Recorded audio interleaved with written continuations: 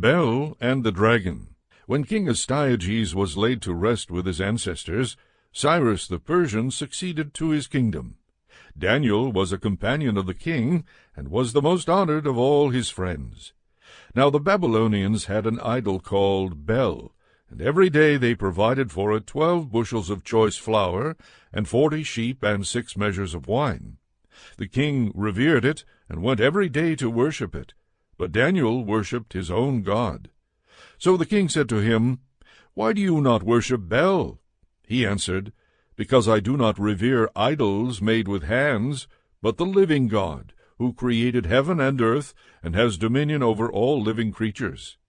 The king said to him, "Do you not think that Bel is a living God?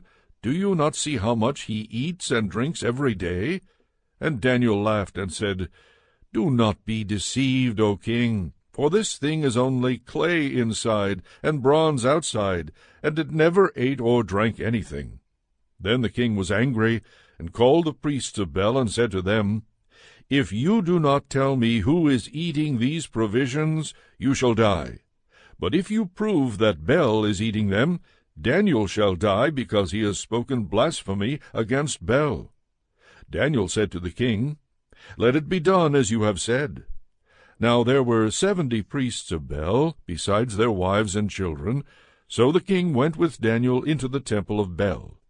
The priest of Bel said, "See, we are now going outside. You yourself, O king, set out the food, and prepare the wine, and shut the door, and seal it with your signet. When you return in the morning, if you do not find that Bel has eaten it all, we will die. Otherwise Daniel will, who is telling lies about us." They were unconcerned, for beneath the table they had made a hidden entrance, through which they used to go in regularly and consume the provisions. After they had gone out, the king set out the food for Bel. Then Daniel ordered his servants to bring ashes, and they scattered them throughout the whole temple in the presence of the king alone. Then they went out, shut the door, and sealed it with the king's signet, and departed. During the night the priests came as usual with their wives and children, and they ate and drank everything. Early in the morning the king rose and came, and Daniel with him. The king said, "Are the seals unbroken, Daniel?" He answered, "They are unbroken, O king." As soon as the doors were opened, the king looked at the table and shouted in a loud voice, "You are great, O Bel, and in you there is no deceit at all." But Daniel laughed and restrained the king from going in. "Look at the floor," he said, "and notice whose footprints these are." The king said, "I see the footprints of men and women and children." Then the king was enraged, and he arrested the priests and their wives and children. They showed him the secret doors through which they used to enter to consume what was on the table. Therefore the king put them to death, and gave Bel over to Daniel, who destroyed it and its temple. Now in that place there was a great dragon, which the Babylonians revered. The king said to Daniel, "You cannot deny that this is a living God, so worship him." Daniel said, "I worship the Lord my God, for he is the living God. But give me permission, O king, and I will kill the dragon without sword or club." The king said, "I give you permission." Then Daniel took pitch, fat, and hair, and boiled them together, and made cakes, which he fed to the dragon. The dragon ate them and burst open. Then Daniel said, "See what you have been worshipping."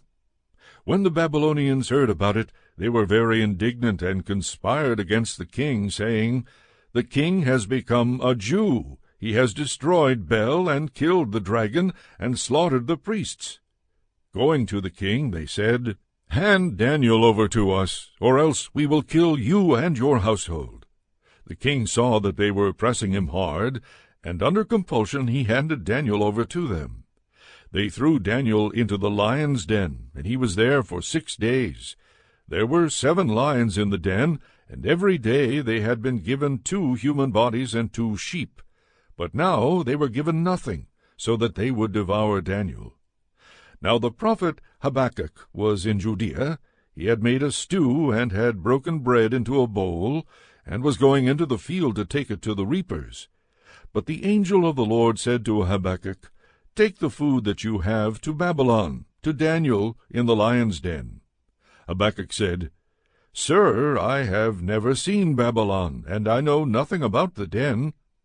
Then the angel of the Lord took him by the crown of his head, and carried him by his hair. With the speed of the wind he set him down in Babylon, right over the den.